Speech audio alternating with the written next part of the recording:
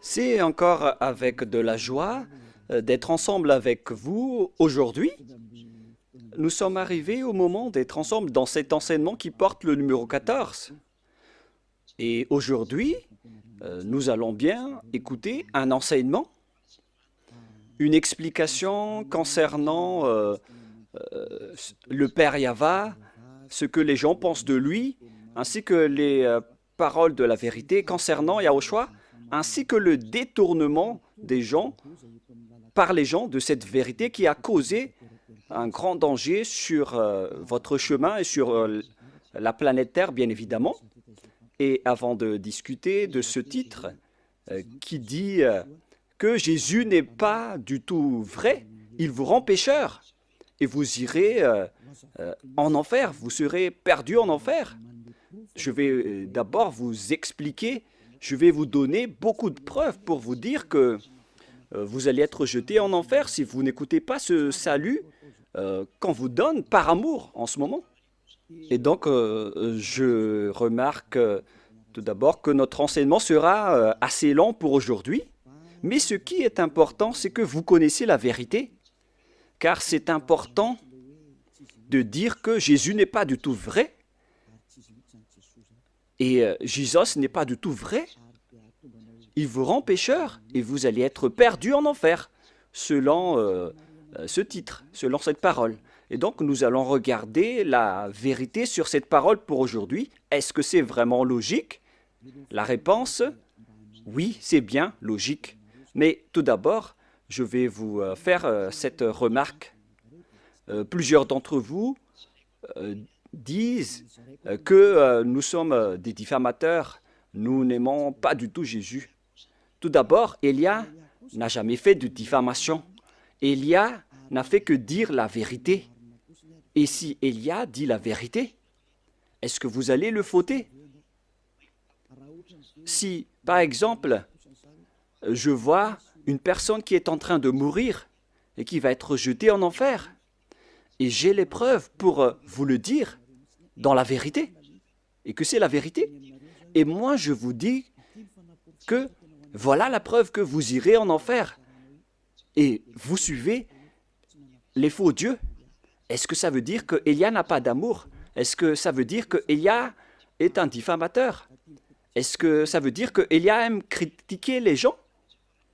Même vous, vous connaissez bien que si quelqu'un est entre le danger de mort, vous allez sûrement hurler pour lui dire de revenir, car il risque la mort. C'est une réaction normale pour un humain. Et c'est une réaction normale pour Élia qui est en train de voir un esprit en train d'être jeté en enfer. Et c'est pourquoi Élia vous appelle. Je suis en train de vous voir en train d'être perdu, alors je vous appelle pour revenir. Car en vérité, c'est le diable qui détourne la vérité. Il cherche les moyens pour que vous n'écoutez pas la vérité. Et s'il trouve le moindre point pour rendre en colère les gens, il en profite pour vous rendre en colère. Voilà le plan du diable. Moi, je vous conseille d'écouter cette vérité. Au cas où ce sera la dernière heure de discussion entre nous. Et après, vous allez regretter, sinon.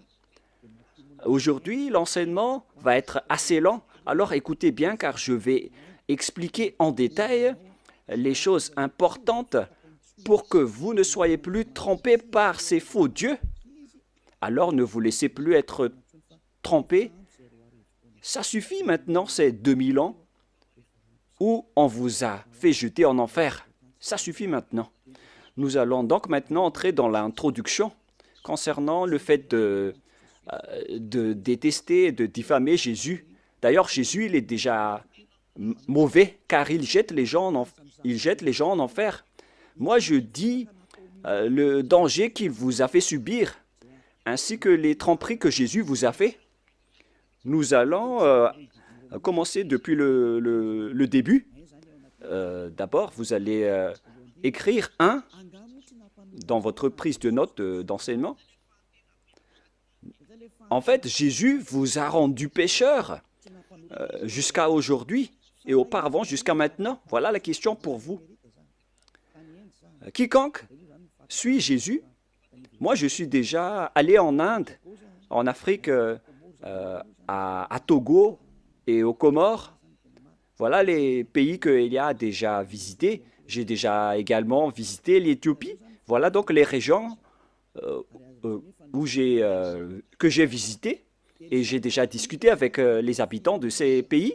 Mais chacun de ces pays, dans chacun de ces pays, que ce soit les musulmans ou les faux chrétiens, ils disent toujours qu'ils sont pécheurs, surtout ceux qui disent chrétiens, alors que ce sont des faux chrétiens.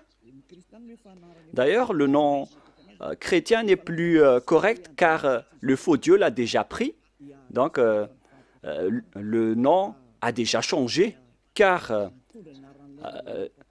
ce terme porte déjà le nom du faux Dieu, donc ce n'est plus correct en parlant du Christ qui est le Messie. Alors, les suiveurs de Jésus ont tous déclaré être pécheurs. Et d'ailleurs, le siège des catholiques romaines, vous le connaissez déjà que c'est au Vatican. Pour les protestants, c'est en Angleterre. Maintenant, c'est devenu en Amérique, car l'Amérique, c'est un grand pays. Et tous ces pays déclarent, après discussion avec eux, on leur a dit qu'ils sont avec le faux Dieu. Il faut revenir vers l'original, mais les Américains ainsi que leurs troupes, ils exigent toujours que ceux qui suivent Jésus sont toujours pécheurs. Et l'ôtement du péché n'est pas du tout possible pour eux, car sur terre, on doit trébucher, et sous le ciel, on doit être trempé. Donc, tous les propos des habitants sur cette planète Terre, ils déclarent tous que tout le monde est pécheur. Alors que selon la Sainte Écriture, Dieu n'écoute pas les pécheurs. C'est dans Ésaïe 59, 1, 2. Nous allons le lire ensemble. Ésaïe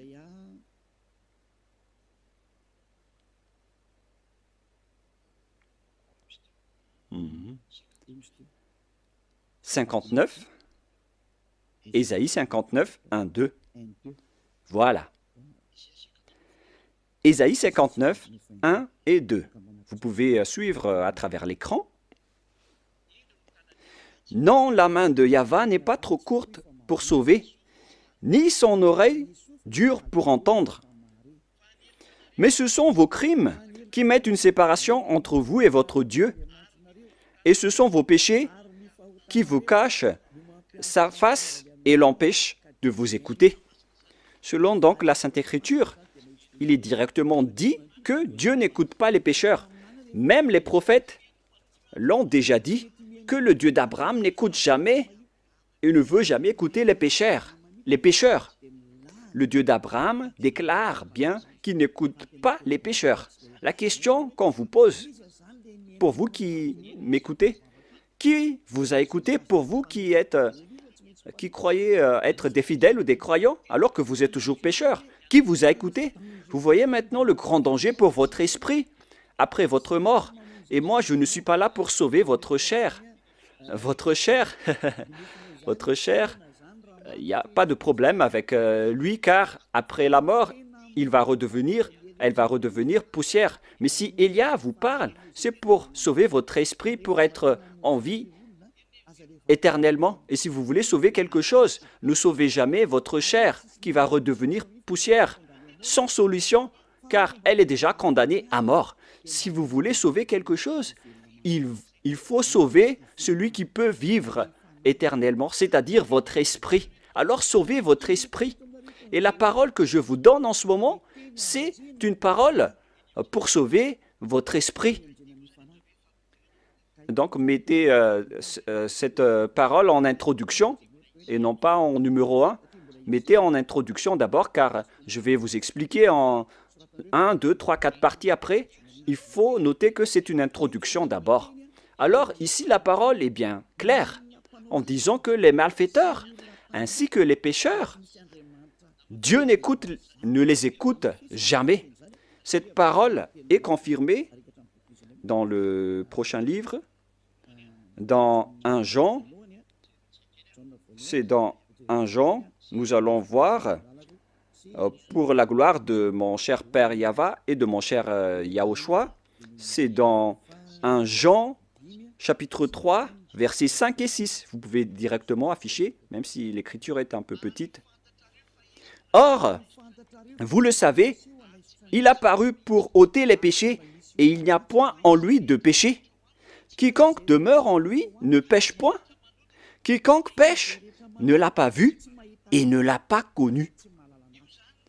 Ici, donc, la parole de Dieu précise bien que quiconque pêche n'a jamais vu ce Dieu et ne l'a jamais connu. Vous ne l'avez jamais vu et vous ne l'avez jamais connu. Vous voyez bien que c'est un grand danger. Alors que Jésus ou Jesus, il vous a toujours enseigné que tous ceux qui sont avec lui sont pécheurs et ne sont jamais ôtés de vos péchés. Et d'ailleurs, il vous a encouragé en disant que Dieu vous comprenne en tant que Dieu. À quel moment Dieu comprend les pécheurs? Ici, il dit bien que quiconque pêche ne l'a pas vu et ne l'a pas connu. C'est-à-dire que c'est un grand danger. Un grand danger. Vous devez hurler en disant que votre chemin est en danger. Voilà, Élia, il a vu le danger, il vous appelle pour revenir rapidement car vous faites fausse route. Vous allez être tué par les diables en enfer. Et dans le verset 8, il y a encore pire. Voilà ce qui est plus grave. Écoutez bien. Verset 8, 1 Jean 3, 8. Celui qui pêche est du diable, car le diable pêche dès le commencement. Vous voyez ainsi? Les pécheurs, selon la Sainte Écriture juive, ils viennent du diable. Qui est alors le Dieu que vous avez adoré et qui vous a rendu pécheur? Voilà le danger pour vous. Vous devez être conscient. Vous qui êtes toujours pécheur, et vous insistez toujours à rester pécheur. Vous pleurez d'être des pécheurs non méritants. Vous cherchez toujours les moyens à rester grand pécheur, selon vos propos. Alors que la parole dit ici que ces genres de personnes viennent du diable. Alors pourquoi pas Élia ne va pas se lever pour vous dire, en voyant ce grand danger, que Jésus ou Jesus vous fait subir? Pourquoi Élia ne va pas parler? Est-ce que Élia sera fautif en vous disant d'écouter cette parole? Car vous êtes sur le point de mourir. Et je vous ai donné la preuve. Est-ce que Élia serait fautif? Si vous étiez à ma place, vous auriez dû hurler comme moi, en disant « Hé, ne faites pas ça, revenez vite !» Et comment vous dites que si je dis ça, je diffame et je n'ai pas d'amour? Comment vous osez classer ce genre de personne en une personne qui provoque la guerre? Non, non, non. Élia voit le danger pour une personne. Et si cette personne est toujours consciente, il faut toujours la sauver. Mais si elle n'est plus consciente, tant pis pour elle. Le rôle de Élia, c'est d'enseigner et de vous conseiller. Mais si vous choisissez de faire le plongeon en enfer, alors continuez votre chemin. Ça ne regarde que vous. On ne rentre plus en détail. Mais il y a encore beaucoup de gens qui cherchent le salut, y compris vous qui me regardez en ce moment. Plusieurs gens cherchent le salut et je vous souhaite d'être parmi ces personnes. C'est pourquoi je me tiens debout pour chercher les gens qui cherchent le salut, car on ne sait jamais. Peut-être, parfois et souvent, ce sont des gens qu'on ne pense pas du tout qui cherchent le salut. Alors, Élia vous conseille, ne mettez plus dans la tête que Élia est un diffamateur ou Élia fait ceci ou cela. Enlevez-vous cette mentalité du diable qui vous a fait boucher les oreilles pour que vous n'écoutez jamais la vérité. Une fois que Élia est là pour vous sauver, c'est Élia qui est arrivé parmi vous, ce que tout le monde entier a tant attendu, en disant que Élie va arriver. On parle de Élia, celui que vous voyez en ce moment. Il va sauver les gens pour revenir le cœur du Père Yahva vers les humains et faire revenir vos cœurs auprès du Père Yahva pour que vous ne péchez plus. La question se pose, si je détiens le pouvoir pour que vous ne péchez plus, quelle est ma faute? Répondez-moi. Quelle est la faute d'Élia à ce sujet? C'est le diable qui doit être en colère contre Élia. Ça, c'est logique. Si les diables sont en colère, ça c'est logique, car Élia sauve les gens pour qu'ils ne sont plus pécheurs. Mais si c'est un humain comme vous qui est en colère, alors sachez que vous avez pris la place du diable, alors ne faites pas ça. Ça ne vous apporte pas du bien. Pourquoi vous allez haïr la personne qui cherche à vous sauver? Il faut garder le silence si vous ne voulez pas et laisser les autres être sauvés. Si vous ne voulez pas être sauvé, tant pis pour vous, mais moi je vous le déconseille de le faire, hein, car c'est mal. C'est le diable qui a des points avec le péché, mais vous n'avez rien. Alors ne donnez plus des points au diable, sauvez votre esprit pour qu'il se retourne vers son Créateur, c'est-à-dire le Père Yahweh et mon cher Yahushua. C'est l'objet de cet enseignement, en vous disant que Dieu n'écoute pas les pécheurs. Et je précise bien la parole du vrai Fils de Dieu. Il s'appelle Yahushua. Voilà l'enseignement d'aujourd'hui qui sera assez lent. Moi, je vous préviens déjà, on va passer plus de 2 heures. Alors suivez bien, ne dormez pas avant, ne critiquez pas et réfléchissez bien. Et vous allez voir que c'est vraiment de l'amour que Élia vous donne. C'est du salut, de la preuve d'amour pour vous les humains qu'il existe un être qui cherche à vous sauver. Voilà Élia, il cherche à vous sauver. Je cherche tous les moyens pour vous sauver, pour que vous seriez délivrés des chaînes de ces diables qui iront en enfer. Vous allez être déchaînés de leurs mains pour que vous buvez la joie illimitée et sans cesse. Et si vous allez dire, mais on est déjà en joie, oui, vous avez de la joie.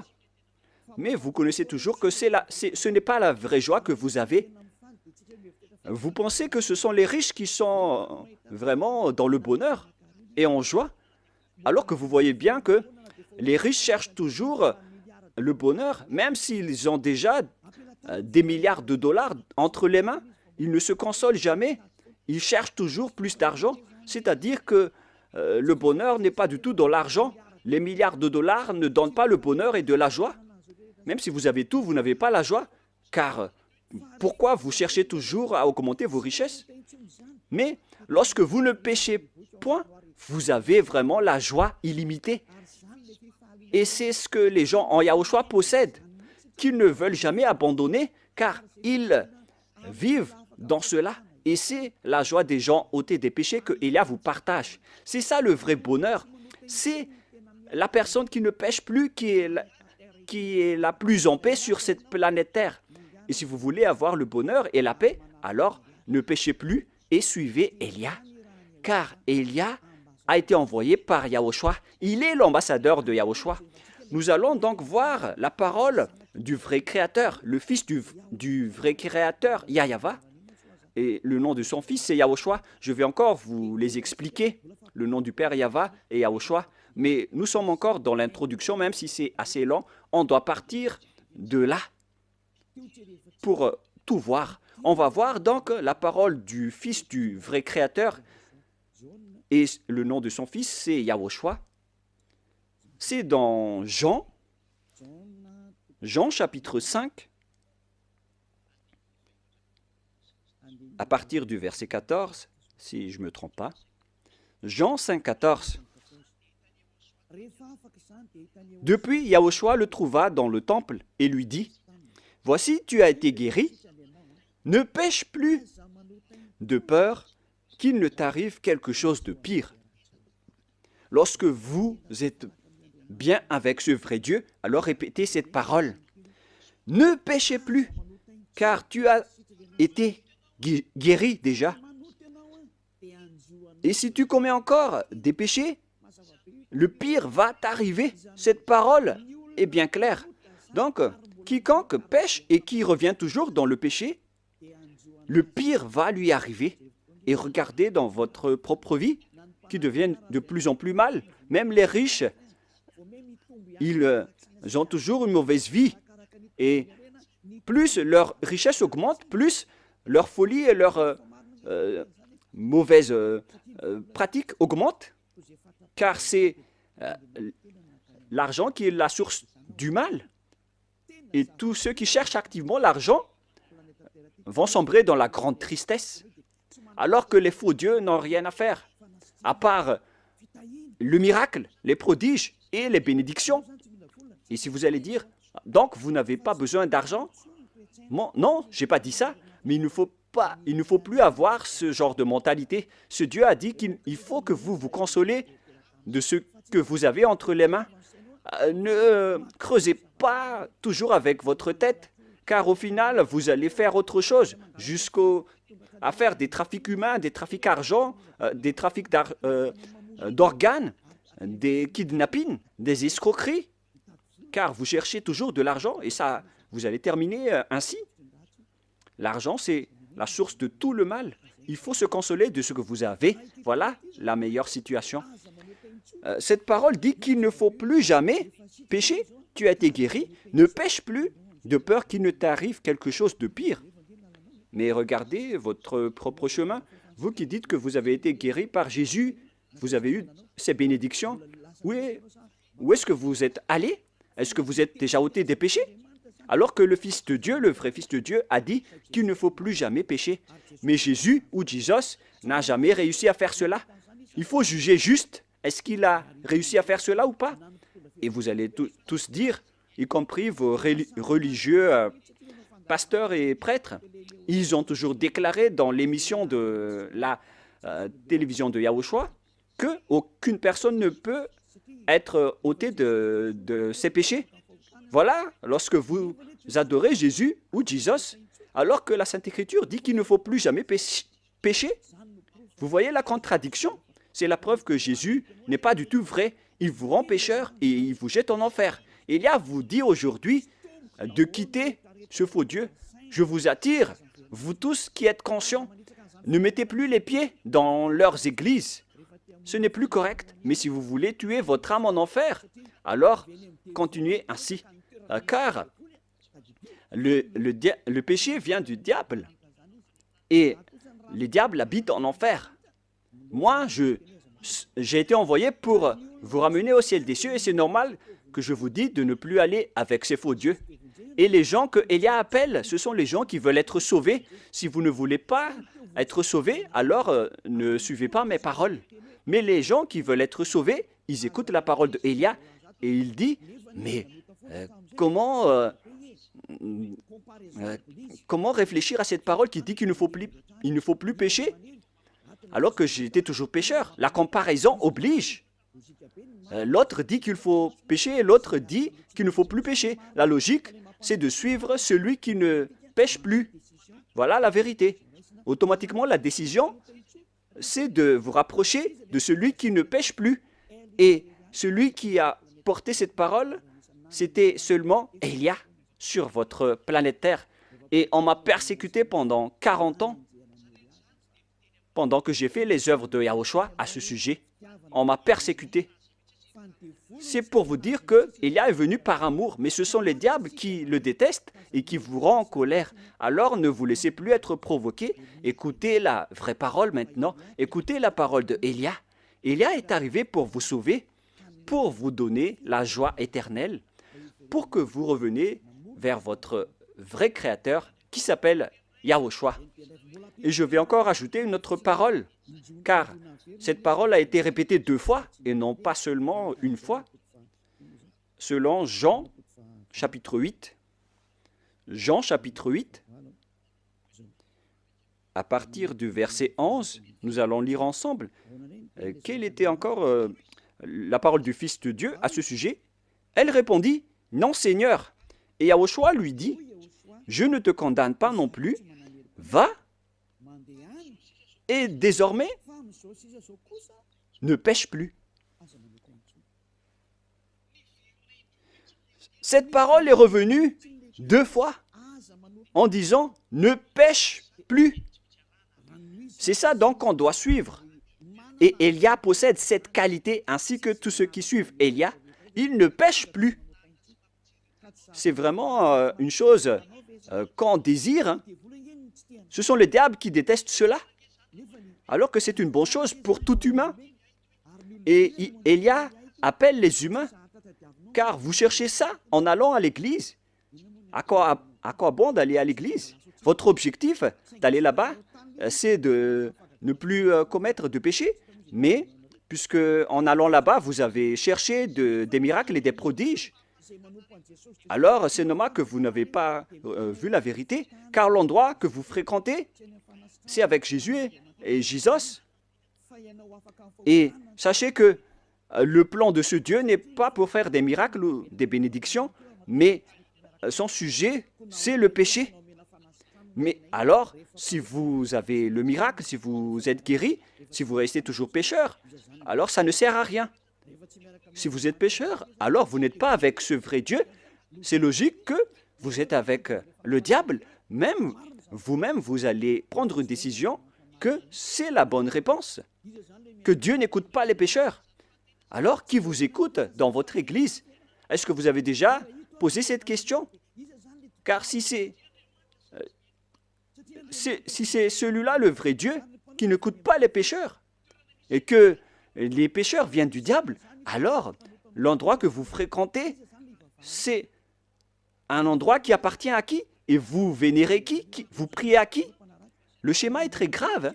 Ce n'est pas de la diffamation. Si vous réfléchissez bien, vous allez déduire que la parole de Élia est vraie. Vous devriez même remercier Élia, car Élia est venu pour vous sauver. Et mes paroles ôtent les péchés que les autres religions n'ont pas réussi à faire jusqu'à maintenant. Ce sont seulement les envoyés du ciel des cieux qui peuvent sauver les gens, comme Yahushua, mon cher grand frère. Mais vous, entre humains, entre pécheurs, comment est-ce possible que vous allez réussir à vous délivrer entre vous-mêmes? Par exemple, entre prisonniers, vous êtes prisonniers ensemble. Comment l'autre prisonnier peut vous libérer? Il faut que c'est une personne venant de l'extérieur qui vous libère. La personne qui est prisonnière avec vous reste collée avec vous en prison. Et pareil, ce sont les personnes qui ne sont pas pécheurs qui peuvent sauver les gens pécheurs. Ça, c'est logique. Ce sont les gens à l'extérieur de la prison qui peuvent libérer les gens à l'intérieur de la prison et non pas les gens qui sont à l'intérieur de la prison. Ce ne sont pas les personnes pécheurs qui peuvent sauver les autres personnes pécheurs. Ce sont les envoyés, les êtres qui ne sont pas pécheurs, qui peuvent sauver les personnes pécheurs. C'est pourquoi Élia est arrivé. Alors, n'écoutez plus les faux dieux, car au final, ce vrai Dieu va être en colère contre vous, car on est en train de vous sauver. Pourquoi vous faites encore de grands propos? Maintenant, nous allons entrer dans la deuxième partie, après cette explication, après cette corde d'introduction, qui a dit que Dieu n'écoute jamais les pécheurs. Les pécheurs viennent du diable.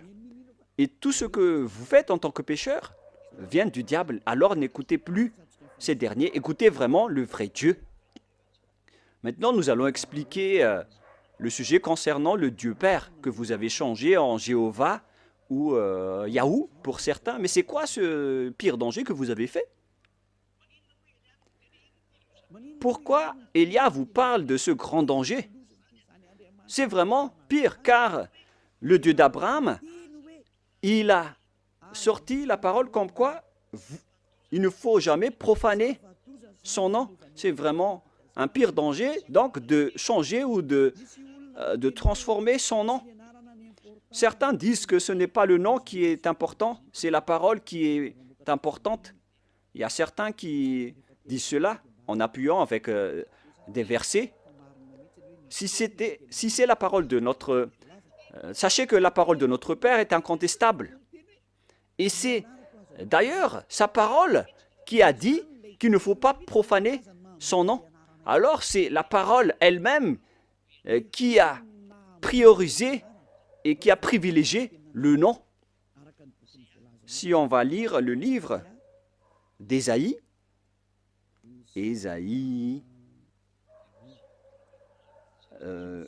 c'est dans le chapitre 48, 11, si je ne me trompe pas.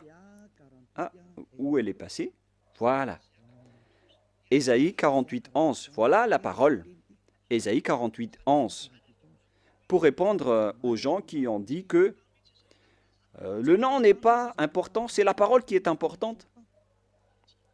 Nous allons entrer dans tous ces sujets avec le sujet des 10 commandements, le sujet de Yahushua.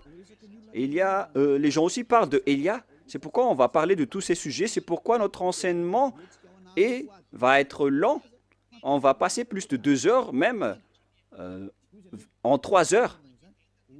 Et si vous allez dire pourquoi on ne va pas écouter jusqu'à cette durée, mais wow, les esprits qui ont soif d'être sauvés, ils écoutent la parole de Elia. C'est vraiment merveilleux d'écouter la parole de Elia. Hein. Et vous allez voir que c'est vraiment de la joie de voir Elia, car Elia va emmener des gens pour être sauvés au ciel des cieux. Cet objectif est vraiment magnifique. Le fait de vous emmener au ciel des cieux et de vous enlever de la chaîne des diables, ainsi que des péchés, car ni les prêtres ni les pasteurs n'ont pas réussi à ôter les gens de leurs péchés. C'est Élia seulement qui a réussi à le faire. Et tous ceux qui sont avec Élia sont vraiment et complètement libérés, car Élia a vraiment été envoyé par le Dieu d'Abraham, qui s'appelle Yahweh. On revient à la parole. C'est par l'amour de moi, pour l'amour de moi, je veux agir.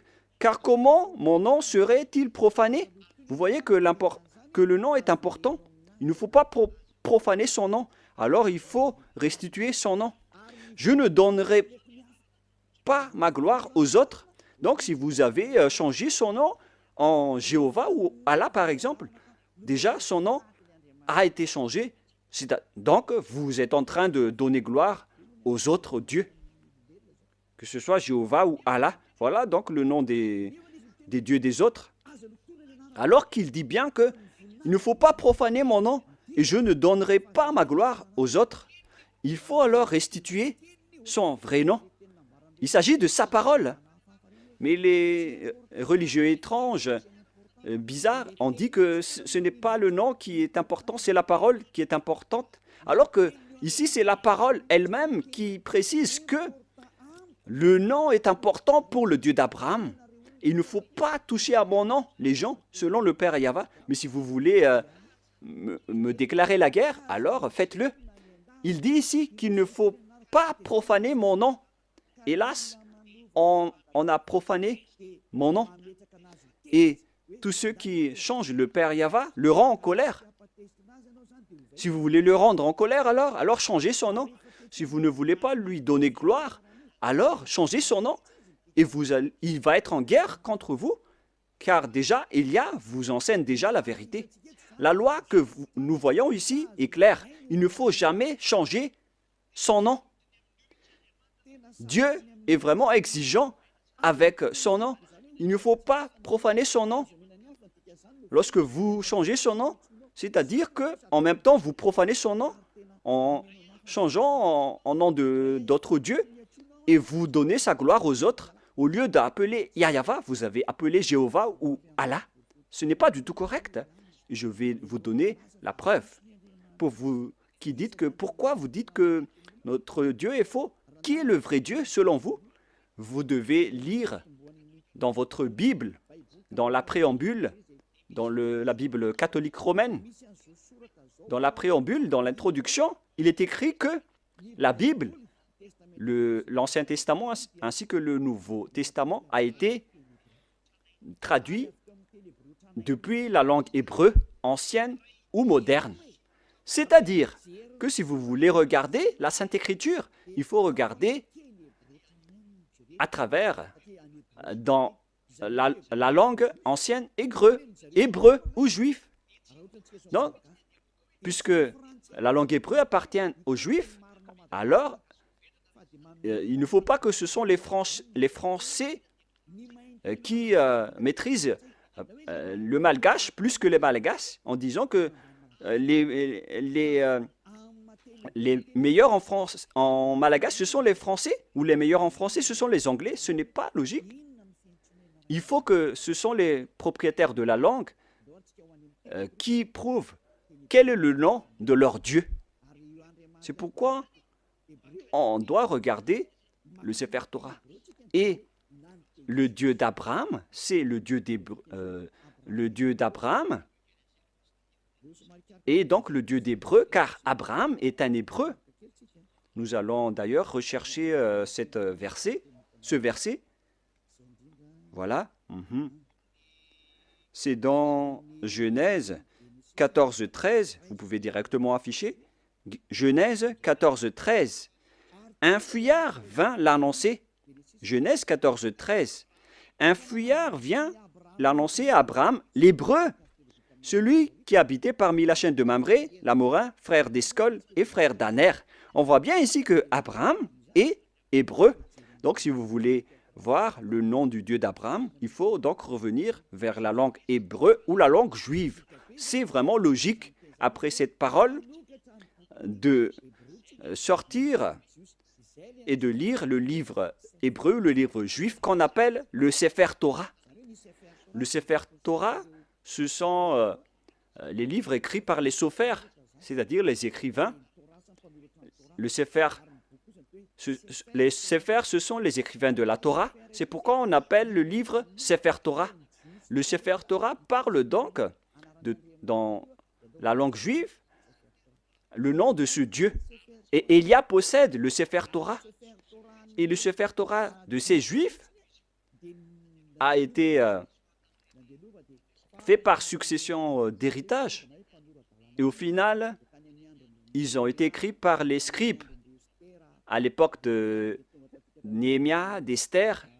Et au final, on a vu aussi l'époque des Maccabées. Ce sont tous des écrivains qui se sont succédés.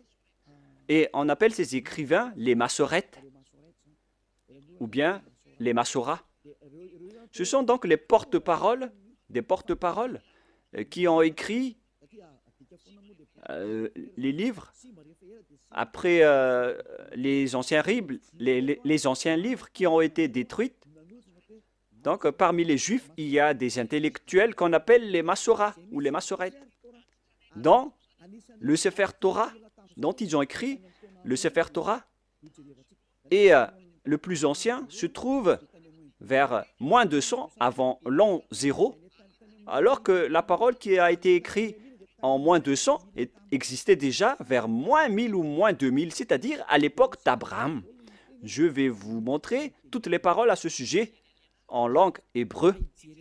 Donc, si on veut regarder le nom, alors on ne doit pas le regarder en Angleterre ou en Amérique.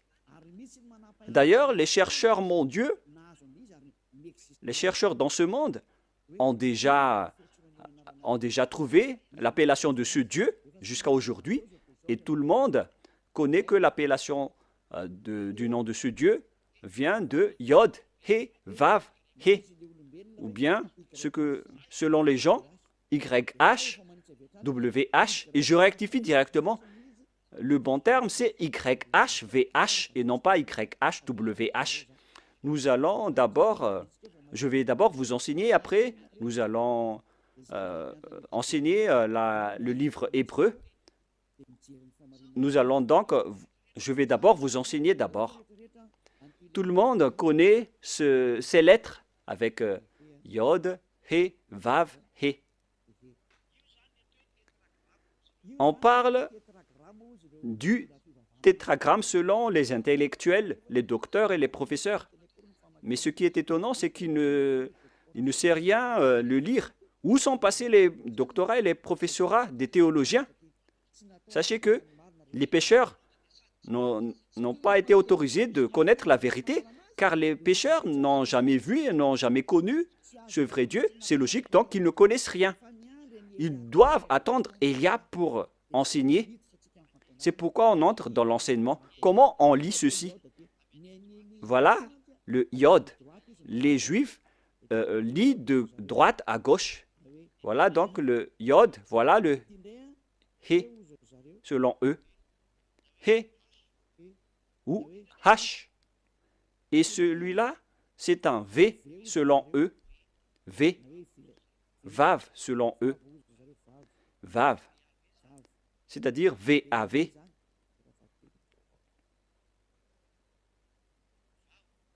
Vav. Et voilà le He qu'on a déjà vu, ou H. c'est ce qui donne le mot. Et si on va lire de droite à gauche, et moi je vais répéter maintenant, Yod, He, Vav, He. Comment on lit ceci? Et certains disent, comment on lit ceci? Voilà la question. Et les gens disent qu'on ne peut pas le lire, personne ne peut le lire. Non, non, non, il y a vraiment une appellation correcte à ce sujet. Il a dit que quiconque appelle le nom de Yahva sera sauvé. C'est dans le livre de Joël, si je ne me trompe pas. Celui qui appelle le nom de Yahva sera sauvé. Alors il faut appeler ce nom. C'est ce que ça veut dire. Nous allons voir cette parole. Car moi, je vous donne toujours les preuves. Nous allons devoir rechercher un peu.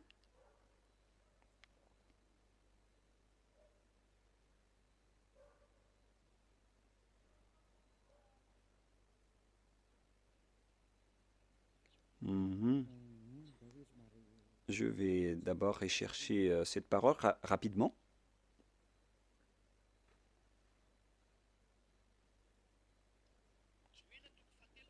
Joël chapitre 2, verset 32. Vous pouvez déjà afficher. Joël 2, 32. Alors quiconque invoquera le nom de Yahva sera sauvé. Donc, il faut appeler ce nom. Cette parole est claire. Quiconque invoque son nom sera sauvé. Et pour certains ceux qui disent que personne ne peut appeler son nom, c'est faux. Vous voyez la contradiction avec la parole? Ils ont caché la vérité et ils ont caché le nom pour que les gens appellent toujours Jéhovah ou Allah, pour qu'ils n'appellent jamais le vrai Dieu. Voilà le plan du diable pour détruire les gens. Vous méritez d'être sauvés et accepter d'être sauvés. Vous voyez maintenant qu'ils contredisent toute la vérité. Alors que pourquoi vous appelez Allah ou Jéhovah? C'est-à-dire qu'on peut invoquer le nom de Dieu. Et voilà la vérité. On peut invoquer le nom de Dieu, mais puisque vous avez changé le nom original, donc c'est normal que vous êtes resté dans le péché. C'est normal aussi que Élia est revenu pour faire revenir le nom original. Et c'est le vrai nom que Élia a restitué. Élia est arrivé pour vous sauver. Revenez vers la vérité. Nous voyons donc qu'on doit l'invoquer. Et, excusez-moi, Élia n'a pas besoin de le chercher. Il connaît le nom de son père qui a envoyé Élia. Je connais celui qui m'a envoyé. Je connais son nom. Je n'ai pas besoin de chercher son nom, car je connais le nom de celui qui m'a envoyé. Mais là, je suis en train de vous donner la preuve dans votre livre. Le prophète Moshe l'a déjà écrit et je vais donc vous le donner. Nous voyons ici maintenant, nous allons voir maintenant le livre hébreu, le livre juif, qu'on appelle le Sefer Torah. J'espère que l'image sera assez grande pour bien vous montrer. Voilà le Sefer Torah écrit par les Massorètes ou les Massoras. Voilà. Au coin, on voit le terme hébreu massorétique texte. C'est-à-dire que ce sont ces massorètes qui ont sorti l'enseignement et le livre. Ce sont des intellectuels, ce sont des coordonnateurs, y compris Ezra, Néhémia, vers l'ancienne époque, vers moins 400. Et après, ils ont été succédés par les autres. On parle de date approximative. Ce n'est pas précisé. Et après, il y avait aussi les écrivains qu'on appelait les Maccabées. Mais la parole que je vais vous donner, ce sont la parole des Massorètes que nous allons lire dans Exode ou Shemot en hébreu. Shemot chapitre 15, verset 2. Voilà, nous avons la version française. Et l'hébreu va sortir après. Shemot chapitre 15, versets 2 et 3. Pour vous qui possédez le livre hébreu ou la livre hébreu, vous pouvez lire ceci, celle-ci. Exode 15, 2 et 3. Voilà la langue hébreu qu'on voit ici. Nous allons un peu traîner dans cette partie, mais ce n'est pas grave car c'est le bon départ. Et voilà le rôle de Elia, il va restituer le nom avec cette base. Voilà donc l'écriture en griffe, en violet. Voilà. Avziv, Vzimrat, Ya. Voilà donc la translittération en jaune. Avziv, Vzimrat, Ya, Valim, Ishwa, Vajim, Valveu, Varum, Menu. Voilà la lecture en langue hébreu. Pour vous qui lisez en hébreu, la traduction est à côté. Je répète bien. Aziv, Vzimrat, Ya, Valish, Lin, Yash, Elu, El, Avi, Varum, Enu. Voilà donc la lecture en hébreu. Et nous voyons l'expression Ya. Voilà le nom du Dieu hébreu. Ya. Le voilà. Et nous allons voir la lecture selon eux. On l'appelle, on le prononce Ya. Y-A-H. Voilà, si vous voulez bien regarder. On le prononce Y-A-H. On va l'agrandir un peu. Je vais cliquer et ça donne Ya. Yod, He. On le prononce Ya. C'est pourquoi, lorsque nous sommes revenus vers l'original, vous voyez bien que Yod et He se prononcent Ya. Et nous allons revenir vers l'original pour dire Avzi, Vzimrat, Ya. Voilà. Et si on le lit, il y a la version anglaise qui dit que c'est Ya qui est ma force et le sujet de mes louanges. C'est lui qui m'a sauvé. C'est lui donc qui m'a sauvé. Pour ceux qui connaissent l'anglais, ce n'est pas grave. Je vais le traduire à mon niveau, mais ce n'est pas loin. Mais ce qu'on voit ici, c'est que la bonne prononciation de Yod et He, c'est Ya. Souvenez-vous bien de cela.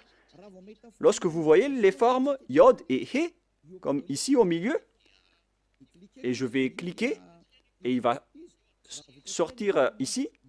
Lorsque nous voyons la forme Yod et He, que je vais d'ailleurs capturer en photo pour qu'on les enseigne en particulier, puisqu'on va continuer à traîner un peu dans cette partie. Donc, voilà, je peux bien vous expliquer. Voilà. Et lorsque si nous allons prendre cette image, voilà le Yod et voilà le He. Le voilà. Voilà le Yod ou Y. On va écrire en rouge Y. Et voilà le He.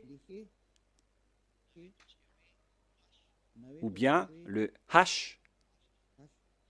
C'est le H.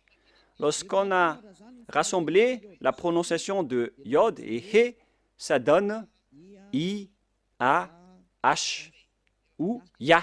C'est-à-dire, lorsqu'on lit, ça donne le mot et l'écriture Ya. Oh, c'est devenu trop rouge. Ya. Voilà. Et c'est Ya qui est devenu la bonne prononciation au final. Donc, souvenez-vous bien que lorsque vous voyez les formes Yod et He, alors la prononciation c'est Ya. Il ne faut plus chercher loin. On le lit directement Ya. Et comment on lit maintenant le Yod, He, Vav, He? Comment on prononce ce mot? On va le faire petit à petit. Nous allons entrer maintenant dans la leçon suivante. Yod. Où elle est passée déjà? on doit regarder à la fin. Voilà. Nous allons revenir un peu avec la parole. Ah, ça a un peu bugué. Nous allons entrer dans la troisième partie pour voir le nom du vrai Dieu. Il a dit, Yah est ma force et le sujet de mes louanges. Et dans le livre des psaumes, on dit Alléluia. Pour donner gloire au Père Yahva, on dit Alléluia. C'est-à-dire gloire au Père Yahva. Il n'a jamais dit que c'est Alléluia. Vous voyez vraiment la grosse erreur des humains. Ça a été transformé en Alléluia, alors que dans votre Bible, c'est Alléluia. Et le nom du Père Yahva, son vrai nom, c'est Yahva. Donc, on va lire l'autre nom, car on a déjà vu Yah. Vous voyez donc, à travers cette remarque, avec le Alléluia, que son nom, c'est vraiment Yah. Voilà donc, en troisième partie, on parle ici de Yahva Shmo. Je vous le dis directement, mais ici, vous voyez d'abord Yod, He, voilà. Et même les sens ont tous été changés. C'est pourquoi on est là pour les rétablir à la normale. Après les fausses translittérations, ils ont créé le nom de Jéhovah ou Yehovah, alors que ça n'existe pas du tout, cette prononciation. Alors, quelle est la bonne translittération? Voilà donc les mauvaises translittérations à cause des changements des humains. Ils ont changé carrément. Alors, on voit dans le verset 3, la lecture juive, c'est Yahva. La lecture de Yod He Vav He, que je vais prendre en photo également pour vous lire, c'est vraiment facile. Hein? Une fois que vous avez connu cet enseignement, vous allez être ôté de vos péchés et vous ne péchez plus jamais. C'est le rôle de Elia de vous restituer la vérité pour que vous la connaissez. Nous allons continuer maintenant. Voilà le Yod He que nous allons écrire en rouge. Voilà donc le sens. Et nous savons tous que Yod et He veut dire Yah. On n'en parle plus. C'est déjà clair. Jusque-là, on connaît que c'est Yah. Et qu'en est-il du Vav et de He? Vav ou W, A et H. Yahva. Comment on prononce ce W? Car il y a des gens fous qui ont créé Yahvé et certains ont aussi créé Jéhovah ou bien Yahoo. Quelle est la bonne prononciation selon les Juifs de ce W? On pose la question à ce W, quelle est ta bonne prononciation? Car tous les humains sont en réflexion à ce sujet. Elia ne réfléchit plus à ce sujet car j'ai déjà connu ce nom depuis chez nous. C'est pourquoi mon nom, Ziadia Elia. Ce nom ne vient pas de chez vous, ça n'existe pas chez vous. C'est un nom qui vient de chez nous. Ziadia Elia. Et nous vous enseignons le nom de celui qui nous a envoyé, le Dieu Père qui est assis sur sa grande trône, la grande lumière qui nous a envoyé, notamment Elia qui est arrivé parmi vous, qui vous dit la vérité et qui vous restitue la vérité qui est écrite dans votre livre. Voilà ce qui est écrit, mais que vous avez changé en autre chose. Il est bien précisé que la parole dit que c'est Yahva Shmo. Comment on lit vraiment le W en hébreu? Car on a déjà vu Yah, on a déjà vu Va. Est-ce que c'est Wa, la prononciation, comme avec les Anglais, ou est-ce qu'on le prononce Va? Et moi, je vous donne déjà la réponse que la bonne prononciation, c'est Va. Là, c'est clair. Nous allons enchaîner avec cette prochaine leçon. Pourquoi Elia exige que le nom doit être Yahva? C'est vraiment son appellation. au ciel des cieux. Et c'est pourquoi les gens sont ôtés des péchés après avoir invoqué le nom de Yahva. Et quiconque invoque le nom de Yahva sera sauvé et sera ôté des péchés après le baptême en Yahushua. Nous allons encore en parler après. Et voilà, donc, la parole est claire. Avec la prononciation de ce W, nous allons maintenant voir la bonne prononciation de ce W en langue hébreu. Et nous allons le voir dans Wikipédia, qui regroupe plusieurs intellectuels partout dans le monde. Moi, je précise bien que Elia connaît déjà que la prononciation de ce nom, c'est Yahva, depuis chez nous. Alors que vous aussi, les intellectuels sur Terre, vous connaissez aussi l'appellation. Donc, il faut regarder avec les propriétaires de la parole.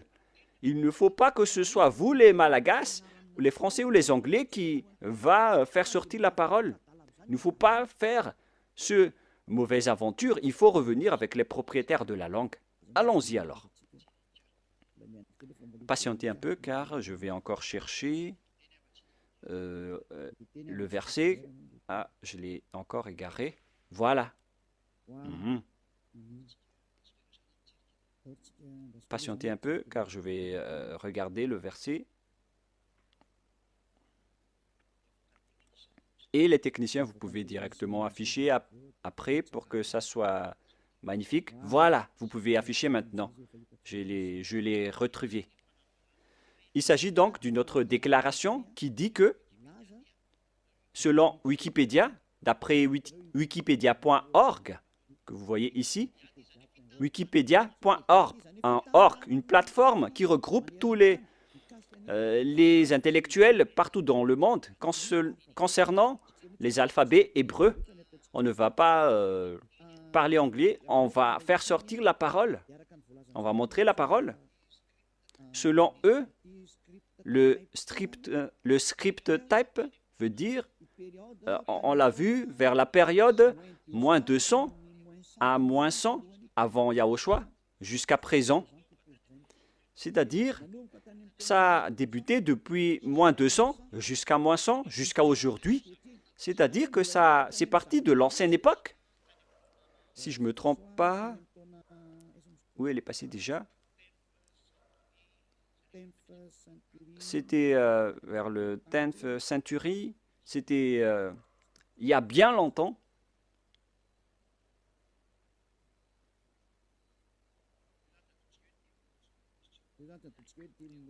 On va partir de ce second, c'est-à-dire vers moins 200, moins 180, moins 170, moins 150, jusqu'à moins 100, moins 80, moins 70, jusqu'à aujourd'hui,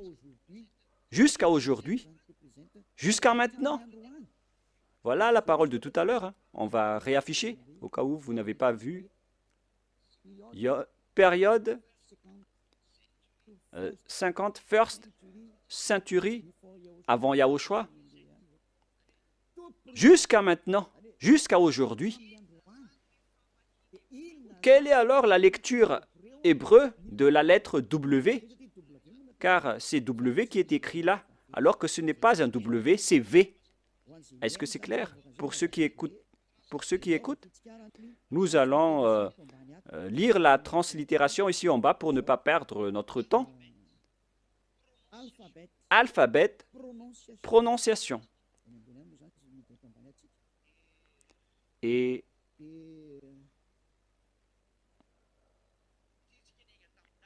puisque nous sommes partis des dates jusqu'à aujourd'hui, comment garder l'appellation, la prononciation de la lettre W jusqu'à aujourd'hui?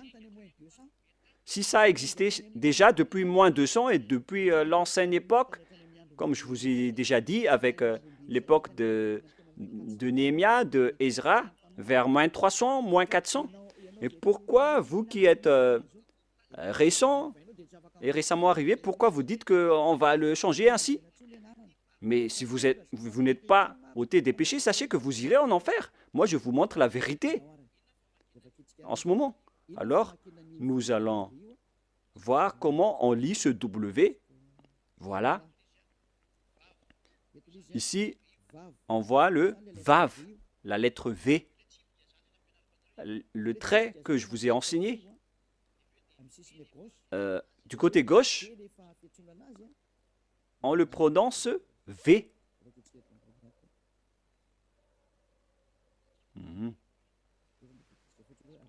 Nous allons lire jusqu'à la fin pour avoir le bonne expression. I. Et voilà le Vav, V-A-V. Je peux bouger maintenant? Je peux le bouger? On voit que c'est le Vav, comme si vous fermez la bouche. Vav. Comment on lit ceci? V comme vogue, c'est-à-dire V comme comment on prononce vogue. Donc, la forme Vav, on la prononce vraiment en V comme vogue. Voilà donc la prononciation. Dans ce coin, on voit les prononciations. Et on voit ici que la prononciation de Vav, que ce soit en hébreu ancien ou moderne, la propriétaire de la langue ont tous précisé qu'on le prononce V. Alors ne faites pas de mauvaises aventures en disant que c'est Yahou qui est le nom du Dieu Père. C'est le diable qui a dit cela. Et d'ailleurs, vous n'êtes pas ôté de vos péchés. Vous transgressez la loi. Et si on a vu que V comme vogue se lit V, alors le Vav veut dire V. Et si certains vont dire que ça peut changer en autre chose,